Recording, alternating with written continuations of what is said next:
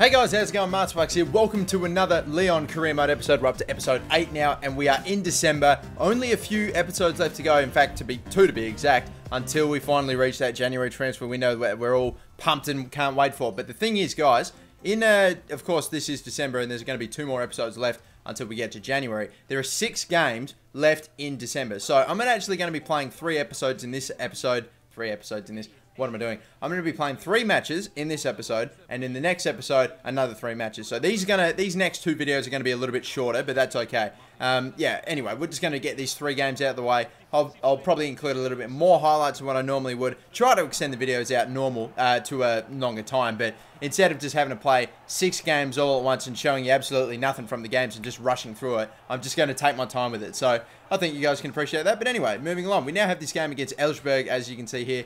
The other team, that I just still don't know who they are, but I'm hopefully going to be able to pull out the win either way. As we can see, Lacazette putting on the moves, having a shot. He ended up shooting. I don't know how he ended up not hitting the ball there, but it fell to Ferry, who shoots and scores an absolute rocket of a shot from outside of the square. It's a brilliant hit, and we get a sick angle of this goal. Look at it. It's curling back in toward the goal, goes underneath the legs of the outstretched leg of the defender. It is a nice goal, but yeah.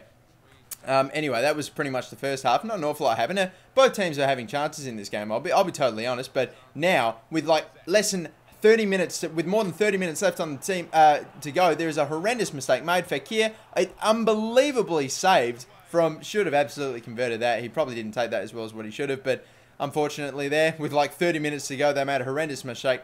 Should have been 2-0 down. The keeper's come out to collect. He somehow backtracks. He decides, no, I don't want to pick up that ball anymore. He just goes back, starts walking backward, and Fekir just runs on and slots it. It's a bit of a mistake made by the keeper, and there we go. So in the end, it was too easy, and Olympique were just pushing way too many players forward, and they were just in search of that crucial goal to get them back in it. But it wasn't going to happen for them. They absolutely needed a win to try to get that, to try to keep themselves in it. As you can see, Grenier taking the free kick that time instead of Gorkuf, and the shot was way too close to the keeper. He just plucks it in the air, and that's it. We win 2-0, so that's fine. Nothing much that we can complain about there. I mean, we somehow, Fekir was the one that got man of the match, subbed in the game after missing a pretty horrendous pretty easy attempt. He finally slots in one, but yeah, either way, that was I believe that was maybe the 5th game of the Europa League that we were in. So, which is a good thing too, because we're on 9 points, and the team above us, who I think, what I was saying, the team above us were Wolfsburg, and obviously that we just needed to get a win.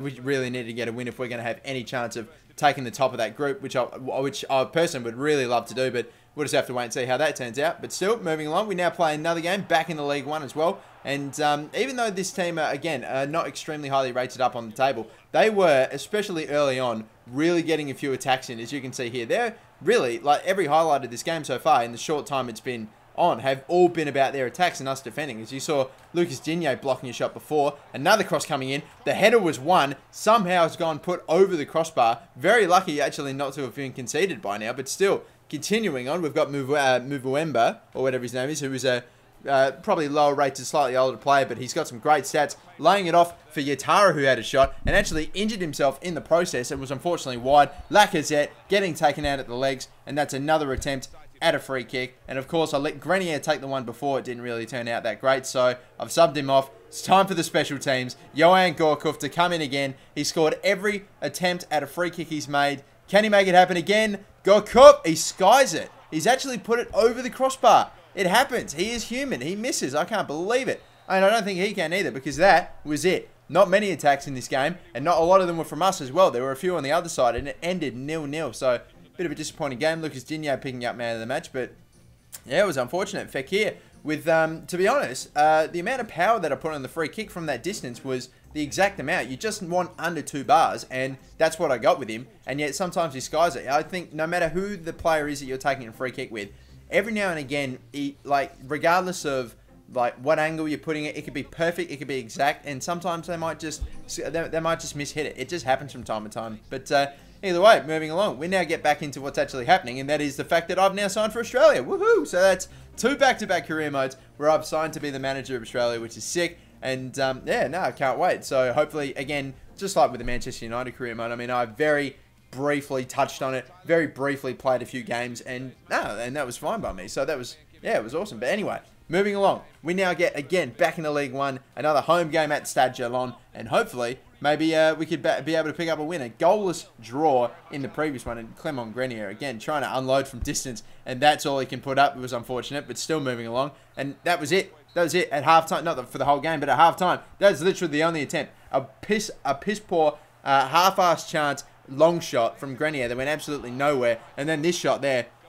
This game was one of the most boring games I think I've ever played, which probably gives you a bit of an indication of as to how it is going to end. Like, absolutely no chances were made, but still, Lacazette, Clement Grenier, still moving. Grenier pulling up as well. It was getting ridiculous. Even the game didn't want us to score. I mean, when we were on the ball, on an attack, and he just freaking pulls up and gives the ball away. Clement Grenier did not have a great game. This is just, in general, was not a great game. It was a absolutely boring, absolutely terrible game. I almost shouldn't have shown it to you, but still. Of course, I ended up having to sub off Grenier because of his injury. And, we missed out on Yatara for 3 weeks. Thankfully, we only missed out on...